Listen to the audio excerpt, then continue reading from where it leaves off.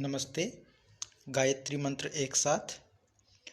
ओम भूर्भुवः स्वः तत्सवितुर्वरेण्यं भर्गो देवस्य धीमहि धियो यो नः प्रचोदयात्। अथ ध्यानम्।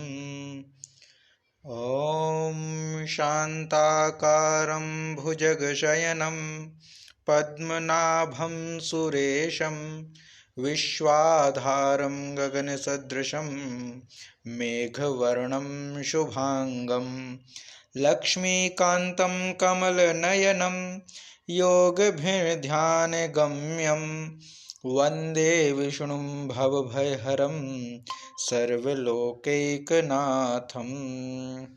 ॐ यं ब्रह्मा वरुणेन्द्ररुद्रमरुतः स्तुन्वन्ति दिव्यैस्तवैः वेदैः साङ्गपदक्रमोपनिषदैः गायन्ति यं सामगाः ध्यानावस्थिततद्गतेन मनसा पश्यन्ति यं योगिनो यस्यान्तं न विदुः सुरासुरगणा।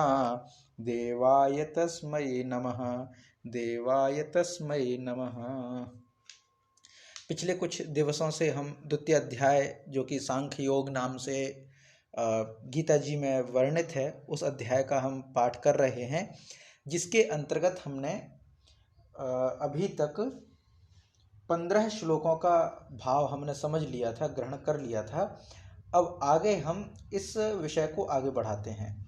15वां जो श्लोक था उसमें भगवान कृष्ण अर्जुन को समझाते हुए कहते हैं कि सामान्य जो व्यक्ति है, पुरुष श्रेष्ठ, अर्जुन को संबोधित करते हैं कि हे पुरुष श्रेष्ठ, सुख दुख को समान समझने वाला जो धीर पुरुष होता है वह इंद्रियों और उनके विषयों के संयोग से या वियोग से व्याकुल नहीं होता, वही मोक्ष के अधिकारी में होता है।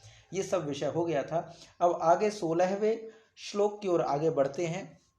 इससे पूर्व एक विषय आया था जो कि हमने पढ़ा था, जिसमें था 12वें नंबर का श्लोक था, जो था कि नत्वे वाहम जातु नासम नत्वम नेमे जनाधिपाः न चैव न भविष्यामः सर्वे वयमतः परम।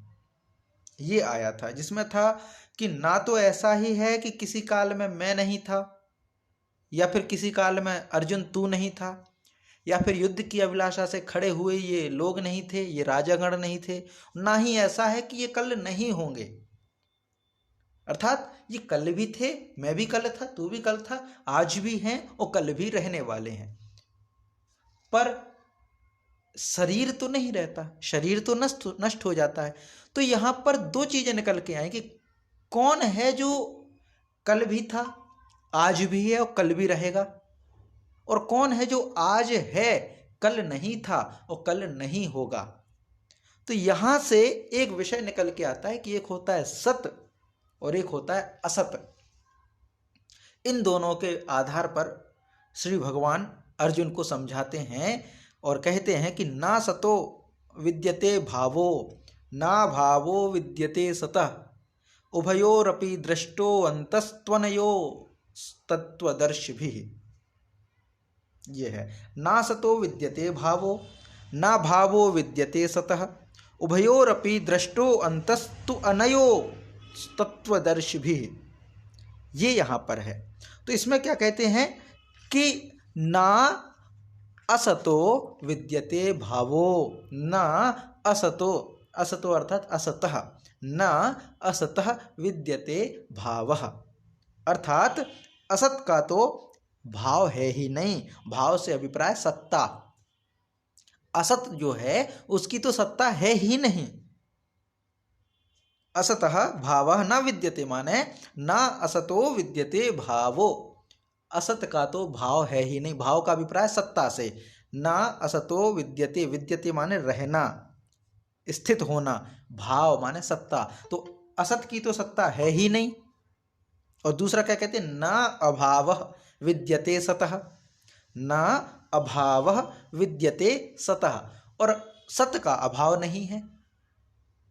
ना भावो विद्यते सतः पहले है ना सतो विद्यते भावो ना भावो विद्यते सतः उभयोरपि दृष्टो अंतस्तु अनयो तत्वदर्शिभिः। अब इसमें क्या है कि उभयो अपि दृष्टः अंतः, उभयो अपि अर्थात दोनों का, अनयो माने इन दोनों, उभयो उभयो माने सत और असत इन दोनों का, अंतः माने इन दोनों के अंतर को, इन दोनों के तत्व को, तत्वदर्शी भी दृष्टः तत्वदर्शी तत्वज्ञानी व्यक्तियों द्वारा देखा गया है। अब ये है, अब इसमें क्या है, एक तो शब्द है यहाँ पर समझने लायक वो है सत, और एक शब्द समझने लायक है असत। इनको अगर हम समझ लें तो श्री कृष्ण जी जो बात कह रहे हैं वो हमें बहुत अच्छे से समझ में आएगी। एक शब्द है सत और एक शब्द है असत। हम जानते हैं कि जब भी हम पढ़ते हैं तो 3 स्तर का काल पढ़ाया जाता है। टेंस भी पढ़ते हैं तो पास्ट, प्रेजेंट, फ्यूचर, समय जो रहता है वर्तमान काल, भूतकाल, भविष्य काल, 3 अवस्थाओं में चलता है। हमारे कार्य भी सब कुछ 3 अवस्थाओं में चलते हैं। जैसे एक बीता हुआ कल होता है, उसको हम पास्ट कहते हैं, भूत कहते हैं, और एक वर्तमान होता है आज जिसको हम कहते हैं, और एक आने वाला कल होता है टुमारो, जो कि भविष्य होता है। तो 3 अवस्थाओं में रहते हैं। तो ये कहते हैं कि ना असतो विद्यते भावो, असत का भाव नहीं होता, असत की सत्ता नहीं होती, लेकिन सत का अभाव नहीं होता। तो सत क्या है, अगर हम सत जान जाएं तो असत भी समझ में आ जाएगा। सत्य के माध्यम से हम असत को समझें, और कई बार भ्रम होता है उसको भी हम स्पष्ट करें। तो सत्य का अभिप्राय है जो सदा रहने वाला हो, जिसका अभाव ना हो। गीता जी में सत्य की परिभाषा क्या दी है, ना भावो न अभावः विद्यते सतः, सतः अभावः न विद्यते। सत्य का अभाव नहीं है या सत्य का अभाव नहीं होता, जिसका अभाव नहीं होता वही सत्य है। अब अभाव सिर्फ आज से अभाव से मतलब नहीं है, जिसका भूतकाल में भी अभाव नहीं होता, जिसका वर्तमान काल में भी अभाव नहीं है, और जिसका भविष्य काल में भी अभाव नहीं होगा, वही सत्य है। तो जो तीनों काल में रहने वाला हो वही सत्य है, और जो आज तो है पर कल नहीं था और कल नहीं होगा वो असत है। सत अर्थात तीनों अवस्थाओं में रहने वाला, तीनों कालों में रहने वाला, वो तो सत। पर इसके विपरीत हम सरल रूप में क्या कहते हैं, जो तीनों कालों में ना रहे वो असत। ऐसा नहीं है भाई, जो तीनों कालों में है ही नहीं तो वो असत नहीं है। असत तो वो है ना जो आज तो है, कल नहीं था, कल नहीं होगा, वह असत है। जब है ही नहीं तो फिर चर्चा क्यों? जो चीज तीनों कालों में ही नहीं है तो फिर उसकी चर्चा भी क्यों करें? वही चर्चा तो तब होगी ना जब वो है, दिख रहा है पर वो है नहीं, वो सत्य नहीं है। क्यों? क्योंकि वो आज है, कल नहीं था, कल नहीं होने वाला है। ये भाव को हमें समझना है। जैसे हमारे स्वप्न स्वप्न हम सभी देखते हैं, और स्वप्न जो होते हैं वो क्या हम देखते हैं कि जैसे मान लीजिए कई बार स्वप्न में हम कुछ भी देखते रहते हैं, कहीं घूमने गए, किसी मंदिर के दर्शन करने गए, तो स्वप्न में हम वो दर्शन कर रहे हैं। जो जगत है वो स्वप्न का जगत है, वास्तव में नहीं है, पर हमने उसको देखा। तो हम ऐसा भी नहीं कह सकते कि नहीं है वो। अगर वो नहीं है तो फिर देखा कैसे? स्वप्न तो हमें बाद में भी याद रहता है, और स्वप्न में हमें खुशी का भी अनुभव होता है, दुख का भी अनुभव होता है। कोई हमें डांट दे तब भी अनुभव होता है स्वप्न में, कोई मारे तो भागते हम बचने के लिए स्वप्न में। पता है कि हमें कुछ नहीं होने वाला, लेकिन स्वप्न में भागते हैं। अगर वो नहीं होता तो फिर दिखता कैसे? फिर हम उससे डरते कैसे? और बड़े से बड़ा ज्ञानी व्यक्ति भी डरता है, कोई छोटा बच्चा थोड़ी ना है। छोटा बच्चा ऐसा तो है नहीं कि वो डर जाएगा। बड़े बड़े ज्ञानी समझदार आपके जैसे, हमारे जैसे व्यक्ति भी स्वप्न में प्रभावित होते हैं। अर्थात स्वप्न का अपना महत्व है, लेकिन वो स्वप्न जागृत अवस्था में आते ही उस स्वप्न का कोई महत्व नहीं होता। और स्वप्न देखने के लिए हम सोते हैं, सोने से पहले उसका कोई अस्तित्व नहीं रहता। अर्थात स्वप्न जो अवस्था है, स्वप्न निद्रा के पहले स्वप्न नहीं था, और निद्रा टूटने के बाद भी स्वप्न का कोई अस्तित्व नहीं होगा। बीच में जो निद्रा की अवस्था में जो स्वप्न है वही असत है, वही असत है। अर्थात असत को हम ऐसे समझें कि जो वर्तमान में दिखता है भूतकाल में नहीं था, भविष्य में नहीं होगा, पर वर्तमान में है, तो वो है असत। और जो कल भी था, आज भी है, कल भी रहेगा, भूतकाल में भी था, भविष्य में भी होगा और वर्तमान में भी है, वो है सत। अब उसके अंतर्गत कौन है? परमात्मा तत्व, परमात्म तत्व कहते हैं या ब्रह्म तत्व कहते हैं जिसको। वह कल भी था, आज भी है, कल भी रहने वाला, उसको हम आत्मा भी कह सकते हैं। वह कल भी थी, आज भी है और कल भी रहेगी, जिसको भगवान श्री कृष्ण कहते हैं कि ना तो ऐसा ही है कि किसी काल में मैं नहीं था या तू नहीं था, या फिर ये युद्ध की अभिलाषा से खड़े ये लोग नहीं थे, और ऐसा भी नहीं है कि ये कल नहीं होंगे, सभी होंगे। अर्थात कहना क्या चाह रहे हैं कि ये सभी सत्य की श्रेणी में आते हैं। इनका शरीर भले नहीं होगा, पर ये लोग तो रहेंगे, भले किरदार बदल जाए, पर ये लोग तो रहने वाले हैं, ये व्यक्ति तो रहने वाले हैं। मैं रहने वाला हूं और अर्जुन तू रहने वाला है। अगर हम वर्तमान में देखें तो आप भी रहने वाले हैं, हम भी रहने वाले हैं, बस किरदार बदल गए। आगे भी भगवान इसी बात को कहेंगे और विस्तार से कहेंगे इसी चीज को कि पहले भी थे, आज भी हैं और कल भी रहने वाले हैं। ये है सत, ये है सत। और जो शरीर नष्ट होने वाला है, जो आज दिख रहा है कि ये वृद्धावस्था में खड़े हुए मेरे भीष्म पितामह हैं, मेरे गुरु द्रोणाचार्य हैं, मेरे कौरव भाई बहन हैं, भाई हैं, बांधव हैं, ये सब दिखाई दे रहे हैं, ये तो शरीर मात्र है जो कि असत है, इसका कोई अस्तित्व है ही नहीं, क्योंकि नासतो विद्यते भावो, असत का तो भाव है ही नहीं, और ना भावो विद्यते सतः, और सत का अभाव नहीं है। ये दोनों बातें यहां पर हैं, तो सत और असत, और इन दोनों के बीच में जो स्थिति है जिसको हम बोल देते हैं कि असत, पर वो जो तीनों काल में नहीं है वो तो होगा ही नहीं। जैसे हम कई बार कह देते हैं, इसके लिए उदाहरण क्या है? वंध्या पुत्र, दर्शन में बहुत ज्यादा उदाहरण दिया जाता है इसका। वंध्या पुत्र, बांझ माँ जो होती है उसका पुत्र हो ही नहीं सकता, बांझ माँ हो ही नहीं सकती। अगर वो माँ है तो बांझ नहीं है, बांझ है तो माँ नहीं है, पुत्र नहीं होगा उसका, बंध्या पुत्र कहते हैं।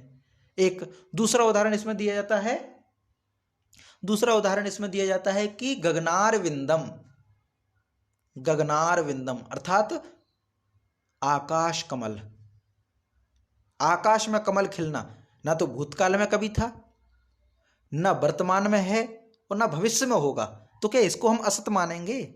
नहीं, ये असत की श्रेणी में नहीं है, क्योंकि ये तीनों कालों में सत्ता नहीं है, तो उसकी तो चर्चा करना ही मूर्खता है, उसको तो चिंतन करना ही मूर्खता है।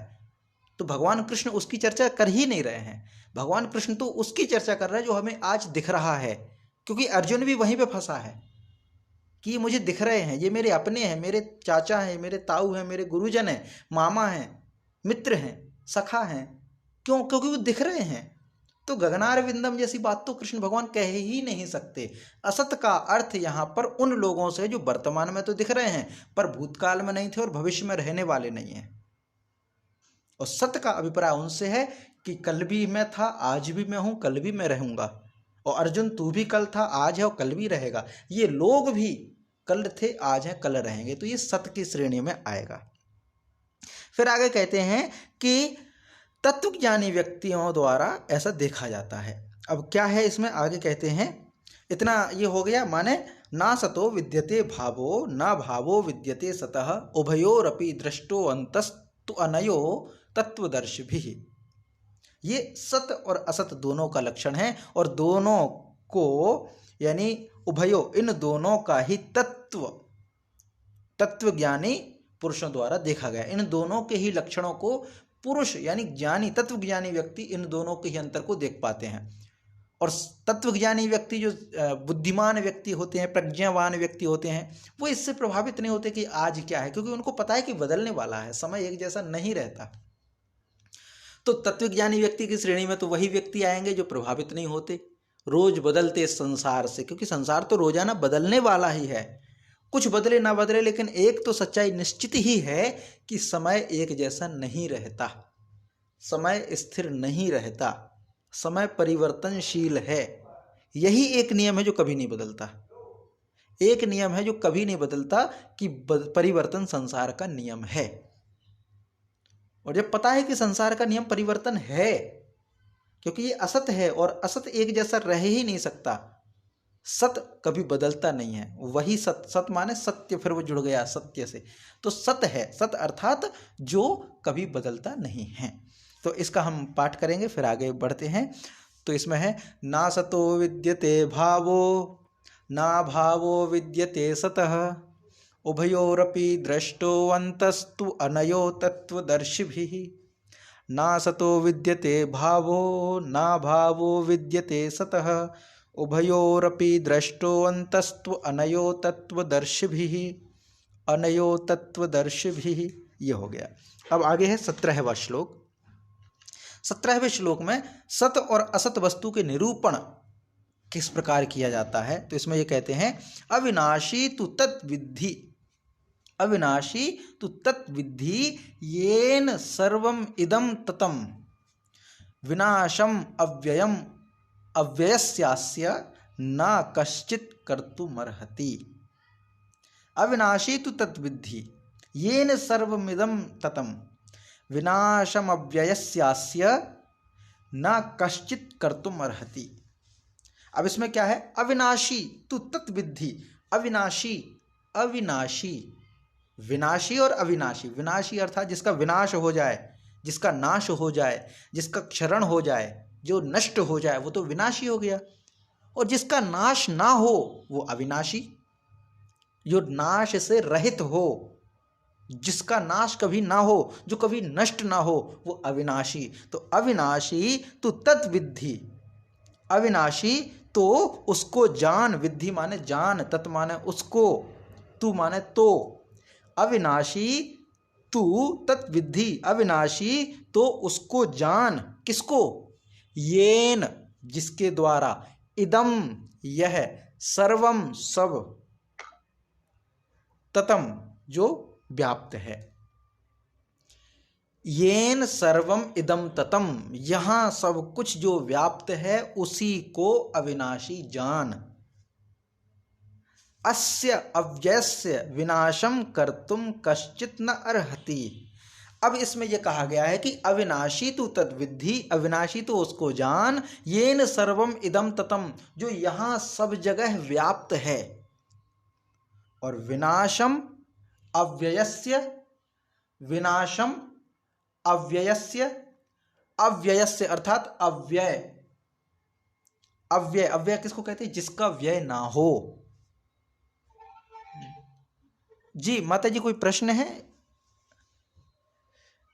वीणा माता जी आपका माइक ऑन है। सॉरी जी हाँ, वैसे मुझे समझ नहीं आया, मुझे सत और असत ही नहीं समझ आया एक्चुअली। अच्छा अच्छा, पहला वाला श्लोक ना 16वां, जी जी जी तो जी, वो मुझे एक बार फिर से क्लियर नहीं हुआ, वो क्लियर नहीं हुआ तो आगे का भी क्लियर नहीं हुआ। हाँ हाँ कोई नहीं कोई नहीं, उसको हम एक बार और ले लेते हैं जी। इसमें सत और असत हम सामान्य भाषा में उसको कहेंगे सत और असत। पहले हम सत को समझें, सत को समझ गए तो असत अपने आप समझ में आ जाएगा। सत अर्थात जो तीनों टाइम्स में, पास्ट प्रेजेंट फ्यूचर, तीनों में रहने वाला हो, जो तीनों में रहे वो सत है, जो परिवर्तित ना हो। अर्थात आत्मा जो होती ना, या हम ऐसा कहें ऊर्जा, एक साइंस का सिद्धांत है, ऊर्जा का कभी क्षरण नहीं होता। अध्यात्म में उसको कहते हैं हम, आत्मा का कभी क्षरण नहीं होता। आत्मा सिर्फ बदलती है। माने आज हम यहाँ हैं, कल कहीं और थे, कल कहीं और होंगे। ऊर्जा आज एक रूप में है, कल दूसरे रूप में थी और कल दूसरे रूप में हो जाएगी। माने वो परिवर्तित तो हो, मतलब एक स्थान से दूसरे स्थान तो चली जाएगी, लेकिन उसका क्षरण नहीं होगा, उसका विनाश नहीं होगा। जैसे भगवान कृष्ण ने पहले श्लोक में कहा ना, अब उससे जोड़ के देखिए सत को, सत को उस चीज से जोड़ के देखिए कि भगवान श्री कृष्ण ने पहले कहा था कि न त्वेवाहम जातु नासम न त्वम नेमे जनाधिपाः न चैव न भविष्यामा सर्वे वयमतः परम।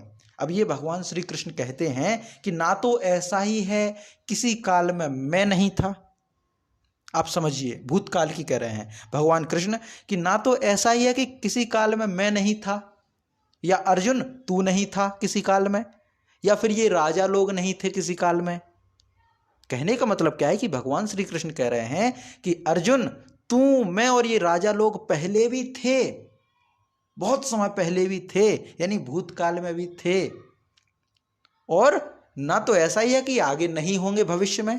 अर्थात ये तीनों लोग, मैं, तू और ये राजा लोग, भविष्य में भी रहने वाले हैं। और भविष्य से अभिप्राय 2-4 दिन नहीं, 10-20 वर्ष नहीं, हजारों सैकड़ों वर्षों बाद भी होंगे, ये कहने का अभिप्राय है भगवान कृष्ण का। तो भगवान श्री कृष्ण ने जो ये कहा कि मैं पहले भी था, अभी भी हूँ, आगे भी रहूँगा, अर्जुन तू भी पहले था, अभी भी है, आगे भी रहेगा, इससे अभिप्राय सत तत्व से है, जो कभी बदलता नहीं है, जो सदा अस्तित्व में रहता है। वो तो है सत, जिसको हम कहते हैं ईश्वर। हम कहते हैं ना ईश्वर कभी मरता नहीं है, कभी नष्ट नहीं होता। ईश्वर सदा व्याप्त है, आज भी है, कल भी था, कल भी रहेगा। ब्रह्म तत्व जो है वो कल भी था, आज भी है, कल भी रहेगा। वो तो हो गया सत। 3 स्टेज बन गए, भूतकाल, वर्तमान और भविष्य।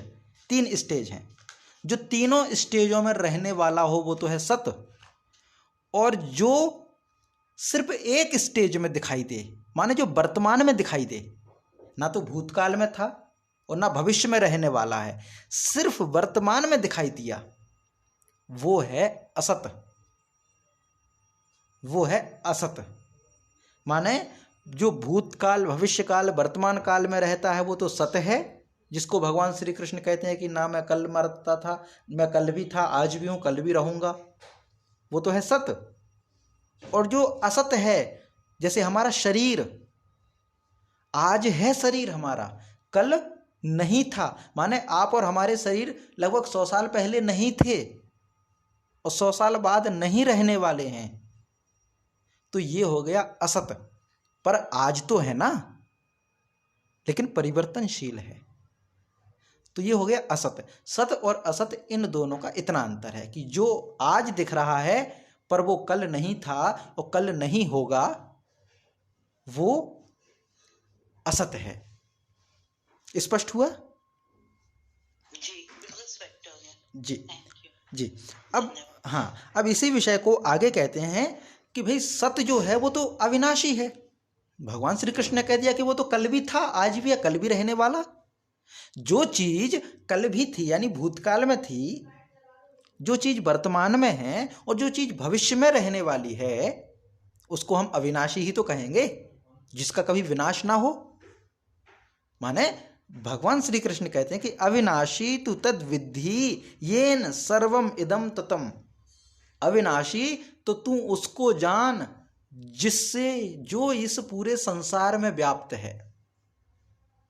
माने संपूर्ण जगत में जो दिखाई देता है, दृश्य वर्ग जो दिखाई देता है, जैसे हमें पर्वत दिखाई देते हैं, नदियां दिखाई देती हैं, झरने दिखाई देते हैं, बिल्डिंग दिखाई देते हैं, जानवर दिखाई देते हैं, जीव जंतु दिखाई देते हैं, काल कारखाने दिखाई देते हैं। जो कुछ भी इन आंखों से दिखाई देने वाला है, इन सब में जो व्याप्त है वो अविनाशी है। माने अविनाशी तू तत्विद्धि, विद्धि मान मतलब जान या समझ। अविनाशी तो तू उसको समझ, किसको? येन, जो या जिसके द्वारा, इदम सर्वम ततम, यह सब जिसमें व्याप्त है, जो इस शब्द में, जो इस संपूर्ण जगत में, जो इस संपूर्ण संसार में व्याप्त है, उसको तू अविनाशी जान। अब उस तत्व को हम समझेंगे। वो तत्व क्या है हम और सरल करते हैं ताकि हमें विषय समझ में आ जाए। वो कौन है? तो हम सरल भाषा में कहते हैं वह ब्रह्म है, वह सत है, वह ईश्वर है, और उसी से इस सृष्टि की रचना हुई है। हमारा शरीर है, सब कुछ है, लेकिन एक हल्का सा प्राण ना रहने पर हम दुनिया की सब सुविधाएं दे दें, शरीर मृत हो जाता है, मिट्टी का ढेर हो जाता है। सब कुछ होने के बाद भी, ऑक्सीजन भी दे दो तुम, कुछ भी पंप लगा दो उसमें ऑक्सीजन का, कितना भी करो, लेकिन जब वो प्राण निकल जाएगा, वो ऊर्जा निकल जाएगी, तो इस शरीर का कोई अस्तित्व नहीं है। तो ये शरीर तो मृत है, लेकिन शरीर में जो व्याप्त है, जिससे शरीर चल रहा है, चलायमान है, वो तत्व अविनाशी है। वो तत्व अविनाशी है, और वो ना सिर्फ इस शरीर में है, वह कण कण में व्याप्त है, कण कण में व्याप्त है। वो कैसे व्याप्त है?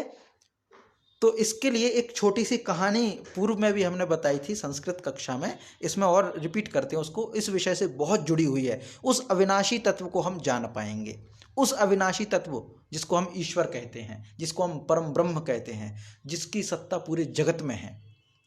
और राम शब्द जो कहते हैं ना, राम, राम का अर्थ जो कहते हैं रमन्ते यस्मिन योगिनः स रामः, जिसमें योगी लोग भ्रमण करें, रमण करें, वो राम है। और हम एक और कह देते, तुलसीदास जी कहते हैं सिया राम मैं सब जग जानी, करहूं प्रणाम जोरी जुग पानी।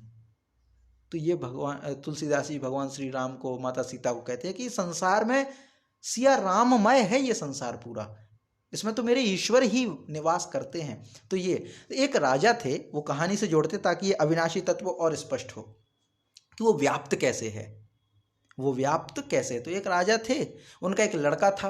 राजा बड़े धार्मिक थे, लड़का उतना ही बड़ा अधार्मिक।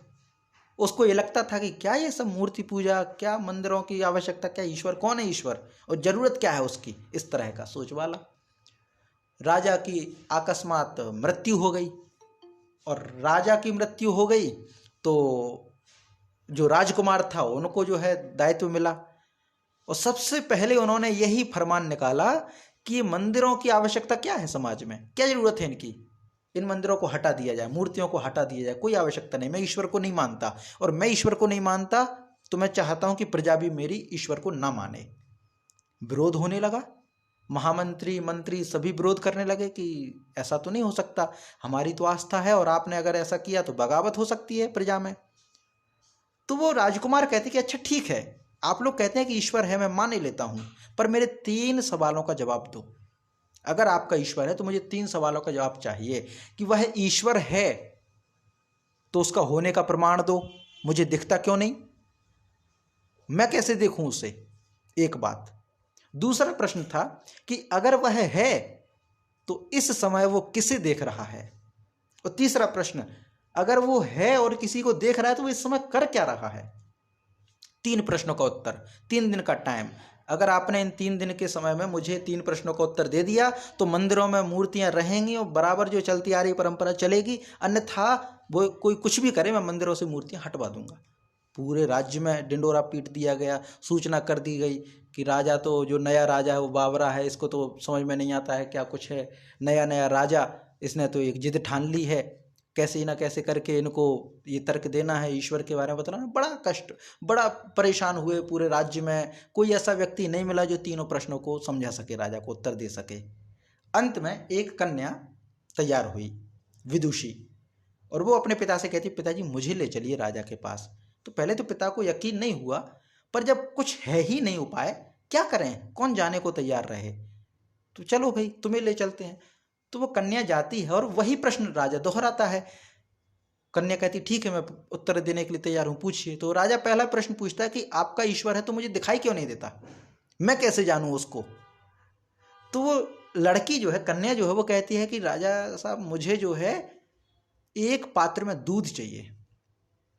तो वो दूध लेके आते हैं और कहते हैं कि क्या, अब ये इसी अविनाशी तत्व को हम जानेंगे जो सब जगह व्याप्त है, वो इसी प्रश्न का उत्तर है, क्योंकि इसने पूछा ईश्वर कहाँ व्याप्त है, ईश्वर कहाँ है, मैं कैसे देख सकता हूँ। तो वो उत्तर देती है, एक दूध वाला पात्र आता है, बर्तन आता है, और वो लड़की उस राजा से पूछती है कि बताइए राजन, आपको इस पात्र में क्या दिखाई दे रहा है। तो वो राजा कहता है कि इसमें तो सिर्फ दूध है। तो लड़की फिर दोहराती है कि अच्छा सिर्फ दूध है और तो कुछ नहीं है। बोले नहीं, इसमें सिर्फ दूध है, और क्या होगा इसमें, और तो कुछ नहीं दिख रहा। बोले नहीं, मुझे तो कुछ नहीं दिख रहा, सिर्फ दूध है। पर वो लड़की कहती है, बोले राजन मुझे तो इसमें घी भी दिख रहा है, मक्खन भी दिख रहा है, मुझे तो इसमें छाछ भी दिख रहा है, मुझे तो इसमें दही भी दिख रहा है, क्या आपको दिख रहा है। तो राजा कहता कि नहीं, मुझे तो नहीं दिख रहा है। तो लड़की कहती है, पर क्या इस दूध में दही घी मक्खन नहीं है क्या। बोले है, मक्खन तो है, पर वो दिख नहीं रहा है। क्यों? क्योंकि उसको मथना पड़ेगा। तो ईश्वर को अगर जानना है तो मंथन करना पड़ेगा, चिंतन करना पड़ेगा, क्योंकि जिस प्रकार दूध के कण कण में घी मक्खन और दही है, वैसे ही इस सृष्टि के कण कण में ईश्वर है। अब ये यहाँ पे व्याप्त वाला आता है। दूसरा प्रश्न का उत्तर दिया, कहानी पूरी करते फिर इस अविनाशी तत्व की ओर जानेंगे। दूसरा प्रश्न रहता है कि वह अगर है तो किसको देख रहा है। तो वो लड़की कहती है कि जलता हुआ दीपक चाहिए मुझे। वो दीपक लेके आता है कोई सेवक। तो वो पूछती है कि बताइए राजन के दीपक किस ओर देख रहा है। आपने पूछा कि ईश्वर किस ओर देख रहा है, तो क्या दीपक किस ओर देख रहा है। बोले दीपक तो सब जगह देख रहा है, सभी ओर देख रहा है, सबको देख रहा है। तो वो कहती है कि ऐसे ही ईश्वर है जो सब जगह देख रहा है, सबको देख रहा है। अच्छा, तीसरा प्रश्न था कि वो अगर देख रहा है तो फिर कर क्या रहा है। तो लड़की फिर कहती है कि राजन, आप प्रश्न पूछ रहे हैं और मैं उत्तर दे रही हूं। आपकी जिज्ञासा और उसको समाप्त मैं कर रही हूं। अर्थात मैं गुरु की श्रेणी में हूं, आप छात्र की श्रेणी में, शिष्य की श्रेणी में हैं। फिर भी आप सिंहासन पर बैठे और मैं खड़ी हूं। अब अगर आप इस प्रश्न का उत्तर चाहते तो मुझे अपना सिंहासन दो। राजा सिंहासन देने को तैयार होता है। जो लड़की है वो सिंहासन पर बैठ जाती है और वो राजा जो है वो खड़ा हो जाता है लड़की की जगह। तब वो लड़की बोलती है कि राजन, ईश्वर यही कर रहा है। अभी 5 मिनट पहले आप ईश्वर को नकार रहे थे, ईश्वर की सत्ता को नकार रहे थे, उनकी मूर्तियों को हटाने का वो कर रहे थे। आज आप ईश्वर के बारे में सोच रहे हैं। इससे पहले आप राजा की कुर्सी पर बैठे थे और मैं सामने खड़ी थी। अब मैं राजा की कुर्सी पर, सिंहासन पर बैठी हूँ, आप सामने खड़े हैं। अर्थात ईश्वर राजा को रंक और रंक को राजा बना रहा है। ये ईश्वर का काम है। तो ऐसे ईश्वर का अस्तित्व बताते हैं। तो जो सब जगह व्याप्त है, सरल अर्थ में कहें कि जो सब जगह व्याप्त है, भले वो दिखाई दे अथवा ना दिखाई दे, और उसको देखने के लिए वो बात आई ना, तत्वदर्शी, जो तत्व ज्ञान को समझ सके, तत्व के ज्ञान को समझ सके, उसकी दृष्टि की आवश्यकता है। तत्व ज्ञानी वाली दृष्टि आवश्यक है। तब जाकर के हम हर एक वस्तु में ईश्वर को देख पाएंगे, हर एक कार्य में ईश्वर को देख पाएंगे। तो वो जो ईश्वर है वो हर जगह व्याप्त है, जो अविनाशी है। तो ये जो बात कही गई कि अविनाशी तु तत्विद्धि येन सर्वम इदम ततम, अविनाशी तो तू उसको जान। हे अर्जुन, अविनाशी यानी जो विनाश नहीं होता, जिसका, जो कभी नष्ट नहीं होता। तो हे अर्जुन, अविनाशी तो तू उसको जान जो इस संपूर्ण जगत में व्याप्त है। ठीक, जो संपूर्ण जगत में व्याप्त है। और वो कैसा है? अस्य अव्ययस्य, अव्यय अर्थात जिसका व्यय ना हो। हमने अव्यय पढ़े थे तब भी यही कहा था कि ना व्यय इति अव्यय, जो व्यय नहीं होता, जिसका, जो नष्ट नहीं होता, जिसका परिवर्तन नहीं होता, जिसका क्षण नहीं होता, जो कम नहीं होता, वो है अव्यय। व्यय होना माने खर्च होना, ना खर्च हो वही अव्यय है। तो अस्य अव्ययस्य विनाशम, जो अविनाशी है, जो कभी नष्ट नहीं होता, जो कभी खर्च नहीं होता, कश्चित न अर्हति, विनाशम कर्तुम कश्चित न अर्हति, उसका विनाश करने में, जो स्वयं अविनाशी है उसका विनाश करने में कौन समर्थ होगा। ये है बात कि अविनाशी तो तू उसको जान। अविनाशी अर्थात सत की श्रेणी में आएगा। अविनाशी जो कभी विनाश ना हो वो सत है, और जो सत है उसको फिर नष्ट कौन कर सकता है। उसको तो नष्ट करने में कोई समर्थ है ही नहीं। जो कभी नष्ट होता ही नहीं है, जो कल भी था, आज भी है, कल भी रहने वाला है, इसलिए वो अविनाशी है और वो कण-कण में व्याप्त है। और जो कण-कण में व्याप्त है उसको कौन विनाश कर सकता है, उसका विनाश करने में कौन समर्थ है, अर्थात कोई भी समर्थ नहीं है। ये यहाँ पे कहते हैं। तो 17वां श्लोक स्पष्ट हुआ कि अविनाशी तो तू उसको जान। अविनाशी का अर्थ है जिसका नाश नहीं होता, जो कभी नष्ट नहीं होता। तो अर्जुन को कहते हैं कि हे अर्जुन, अविनाशी यानी नाश रहित तो तू उसको जान जो इस संपूर्ण जगत में व्याप्त है। और जो यहाँ पर है, जो अविनाशी है, उसका विनाश करने में कौन समर्थ है। जिसका कभी नष्ट होता ही नहीं, जो कभी नष्ट होता ही नहीं, उसका विनाश कौन कर सकता है। यह है, ये स्पष्ट हुआ। तो फिर हम इसका पाठ करके आगे बढ़ते हैं जी। तो आगे है, इसमें इसका पाठ करते हैं कि अविनाशी तु तद्विद्धि, अविनाशी तु तद्विद्धि, येन सर्वम इदं ततम, येन सर्वम इदं ततम, विनाशम अव्ययस्यास्य, विनाशम अव्ययस्यास्य, न कश्चित् कर्तुमर्हति, न कश्चित् कर्तुमर्हति, न कश्चित् कर्तुमर्हति। ये 17वां श्लोक हो गया। अब 18वें श्लोक की ओर बढ़ते तो इसी विषय को लेकर के कि अंतवंत इमे देहा नित्यस्योक्ताः शरीरिणः अनाशिनोऽप्रमेयस्य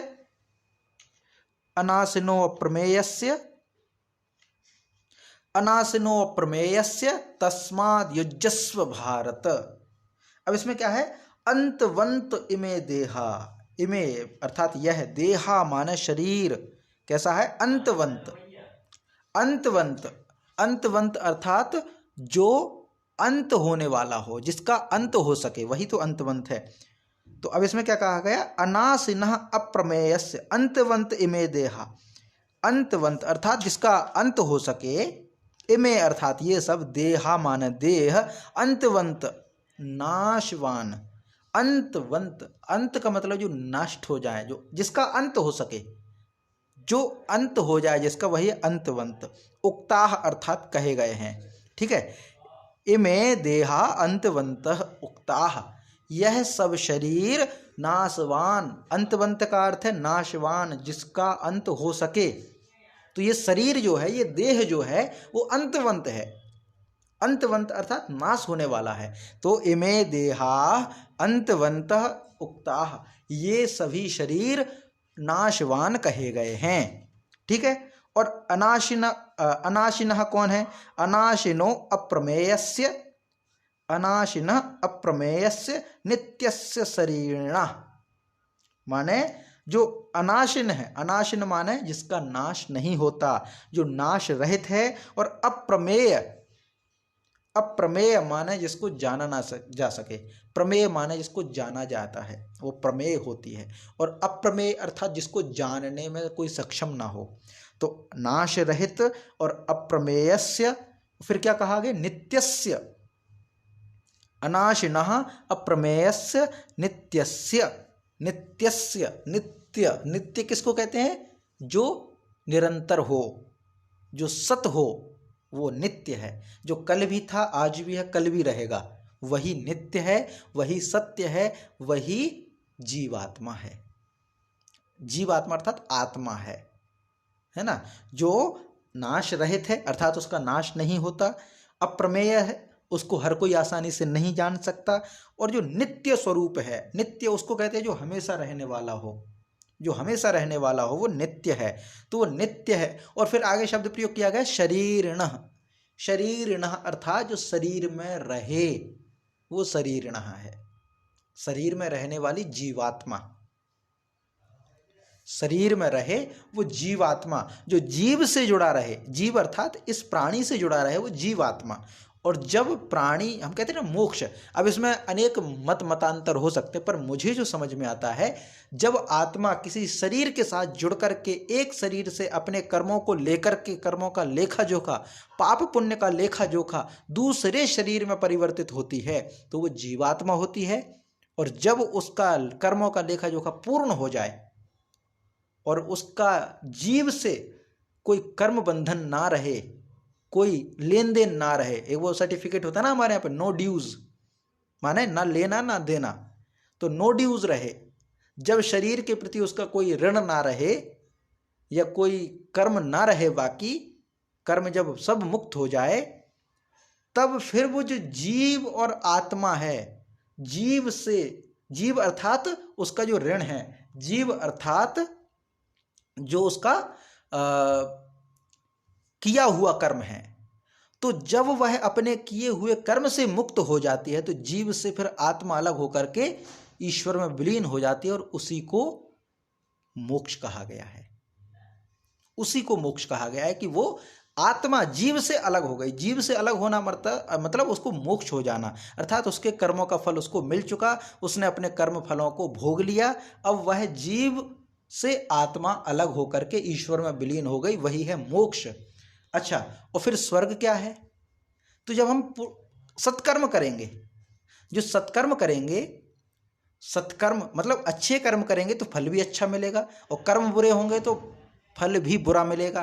तो अब हम कहते हैं ना कि अच्छे कर्म करो तो स्वर्ग मिलेगा। स्वर्ग अर्थात सुफल, अच्छा फल। कर्म हमारे अच्छे थे तो फल हमें अच्छा मिलेगा, और जो हम कर्म गलत करेंगे तो फल भी गलत ही मिलेगा, और जो फल गलत मिलेगा, कुकर्म होगा, कुफल जो होगा वह होगा हमारा नर्क। इसीलिए कहते हैं कि नर्क और स्वर्ग ये इसी संसार में है, कहीं अलग नहीं है। ये तो हमारा कंसेप्ट है, यहीं पर हैं। इसलिए कर्म अच्छे करते चलो, कर्म को सुधारते चलो, सुकर्म करते चलो, ताकि फल भी वही मिले। और कर्म अगर गलत होंगे तो फल भी गलत मिलेगा। और सबसे बड़ी बात है, दुनिया के किसी भी गुरु के चरणों में चले जाइए, किसी भी धाम में चले जाइए, किसी भी चमत्कारी बाबा के पास चले जाइए, आपके कर्मों के फल से दुनिया की कोई ताकत नहीं बचा सकती। अगर आपका कर्म गलत है, अगर आपने कर्म गलत किए हैं, तो आप दुनिया के किसी भी कोने में चले जाइए, नहीं बच सकते। भले गंगा स्नान कर लीजिए, अगर गंगा स्नान करने से कर्मों के फल से बच सकते थे, तब तो गंगा पुत्र भीष्म पितामह, उनका क्या हुआ? वो तो गंगा के पुत्र थे। तो कर्मों के फल से तो गंगा के पुत्र नहीं बचे। तो हम क्या सोचते हैं कि हम कर्म करके वो गंगा स्नान कर लेंगे? ये श्रद्धा का, ये धार्मिकता का एक दुष्प्रचार है। गंगा स्नान का अपना महत्व है। गंगा मैया एक बहुत पवित्र नदी है। गंगा मैया बहुत अमूल्य धरोहर है इस देश की, सांस्कृतिक विरासत है गंगा मैया के किनारे। लेकिन हम ये सोचें कि हम कोई भी कुकर्म करके जाएं, किसी का भी मर्डर करके जाएं, कोई भी चोर लूट लपोट जो भी करके कुकर्म करके जिंदगी भर के वहां जाएं और गंगा स्नान कर ले और हम धुल के पवित्र हो जाएंगे, तो ये बिल्कुल गलत है।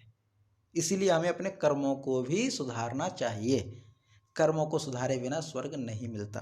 तो ये है कर्मों के साथ जुड़ना।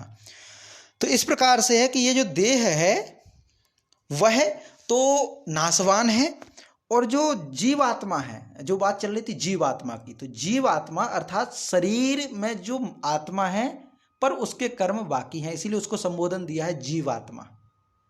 और जब यही जीवात्मा जीव से आत्मा अलग होकर के और वो जुड़ जाती है परम तत्व से, मतलब आत्माओं का ही तो परम है, वही है परमात्मा। परम धन आत्मा बराबर परमात्मा, यही तो संधि पढ़ी हमने, परम धन आत्मा, दीर्घ संधि, परमात्मा। और परमात्मा परम तत्व है, आत्माओं का ही तो प्रमुख है वो, इसलिए परम तत्व है, इसलिए वो परमात्मा है। और हम आत्मा है, पर हम आसक्ति से जुड़े हुए हैं। हम आसक्ति है, हमारी मोह है, हमारे क्रोध हैं, हमारी शारीरिक संस्कार हैं, वासनाएं हैं, जो हमें जीवात्मा बना देती है। तो जीवात्मा अर्थात आत्मा नित्य स्वरूप है, आत्मा नाश रहित है, आत्मा अप्रमेय है, लेकिन शरीर अंतवंत है। इसीलिए तस्मात् युध्यस्व,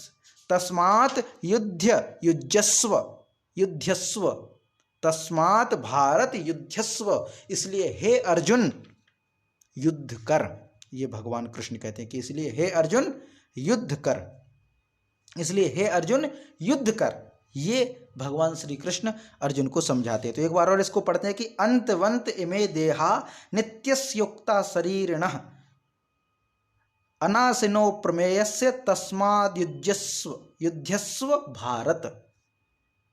अर्थात अंतवंत इमे देहा, ये सभी शरीर तो अंतवंत हैं, अर्थात नाश वाले हैं, नाशवान है। शरीर का तो नाश होता ही है, भले समय के बाद हो पर होता ही है, शरीर के साथ तो कोई नहीं रहता।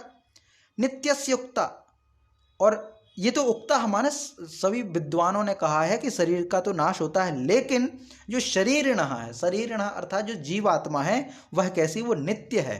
नित्यस्य अर्थात नित्य है, और अनाशिन है अर्थात जिसका नाश नहीं होता, और अप्रमेय है। तो जीवात्मा तो अप्रमेय है, नाश रहित है, नित्य स्वरूप है। इसीलिए हे भारत युद्ध कर, तस्मात् युध्यस्व भारत। इसलिए हे अर्जुन युद्ध कर। ये है यहाँ पर। अब भारत संबोधन था संजय का, किसके लिए? धृतराष्ट्र के लिए।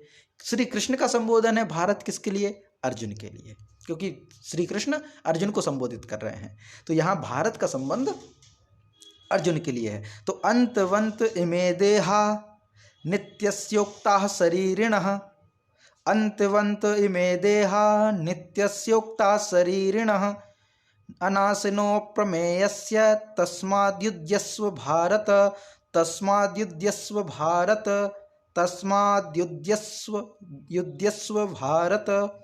ये हो गया यहाँ पर 18वां श्लोक। दूसरे अध्याय का 18वां श्लोक। अब इसके बाद है एक और श्लोक है। चूंकि अर्जुन ने पहले एक बात और कही थी, इसको हम आज 19 तक करेंगे, एक श्लोक और करते हैं। अर्जुन ने बहुत पहले ये बात कही थी कि मैं कैसे अपने दादा परदादा गुरुजनों को मारूं, कैसे मैं अपने भाइयों को मारूं। इससे तो अच्छा है कि मैं निहत्था खड़ा हो जाऊं और वो कौरव अगर मुझे मार डालें तो भी मेरा कल्याण होगा।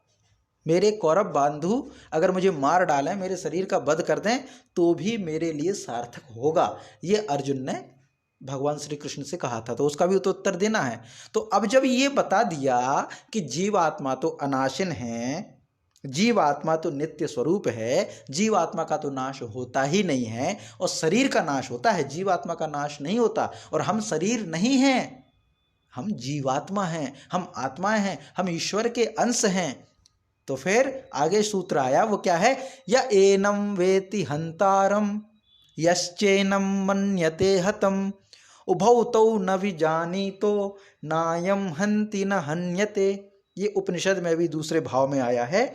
तो यह है य एनम वेत्ति हंतारम, यह एनम वेत्ति हंतारम, यह अर्थात जो एनम इस आत्मा को, हंतारम वेत्ति, हंतारम मारने वाला, वेत्ति माने जानता है। अब अर्जुन के अंदर भी आत्मा है, द्रोणाचार्य के अंदर भी आत्मा है, कृष्ण भगवान के अंदर भी आत्मा है, भीष्म पितामह के अंदर भी आत्मा है, अर्थात सबके अंदर आत्मा, कहने का अभिप्राय है जो जो उस सेना में। और ये बड़े बड़े योद्धा क्यों, एक छोटा सा सैनिक जिसका हम नाम भी नहीं जानते वो भी अगर खड़ा है तो उसके अंदर भी आत्मा ही है, उसके अंदर भी आत्मा ही है। अब वो कहते हैं कि तेरे अंदर भी आत्मा, उसके अंदर भी आत्मा। तुम कहता है कि मैं उसको मारूं या फिर वो मुझे मारें। तब भगवान श्री कृष्ण कहते हैं कि यह एनम वेति हंतारम, जो इस आत्मा को हंतारम वेति मारने वाला समझता है, और चा यह एनम हतम मन्यते, और जो इसको मरा हुआ मानता है। माने एक तो वो लोग जो इसको मानते हैं कि मार सकता है, माने यह एनम वेति हंतारम, जो इसको मारने वाला समझते हैं, या फिर जो इसको मरा हुआ समझते हैं। उभौ तौ न विजानी तो, उभौ अर्थात दोनों, तौ माने वे, उभौ तौ दोनों ही, न विजानी तो वे नहीं जानते हैं। क्या नहीं जानते हैं? न अयम हन्ति न हन्यते, यह ना तो मरता है और ना ही किसी को मारता है। ये आत्मा है, अर्थात जो अनाशिन है। पहले ही कह दिया ना कि जो अविनाशी है उसको मारने में कौन समर्थ है? और आत्मा तो अविनाशी की श्रेणी में आती है। आत्मा तो कल भी थी, आज भी है, कल भी रहने वाली है, तो उसको तो कोई मार नहीं सकता। जो उसको मार नहीं सकता तो फिर क्यों मूर्ख बन करके कहते हो कि मैंने उसको मारा या उसने मुझे मारा? ये कैसे बात हो सकती है? तो यह एनम वेत्ति हंतारम यश्चैनम मन्यते हतम उभौ तौ न विजानी तो नायम हन्ति न हन्यते। जो इस आत्मा को मारने वाला समझता है और जो इस आत्मा को मरा हुआ समझता है, वे दोनों ही नहीं जानते हैं कि यह ना तो मरता है और ना ही किसी को मारता है। ये 19वां है। भगवान श्री कृष्ण का एक संवाद एक विषय से यहाँ पे समाप्त होता है। तो इसमें आपके कोई प्रश्न हो, कोई शंकाएं हो, कोई संदेह हो तो आप स्पष्ट रख सकते हैं। बाकी फिर हम आज यहीं तक रखेंगे विषय को।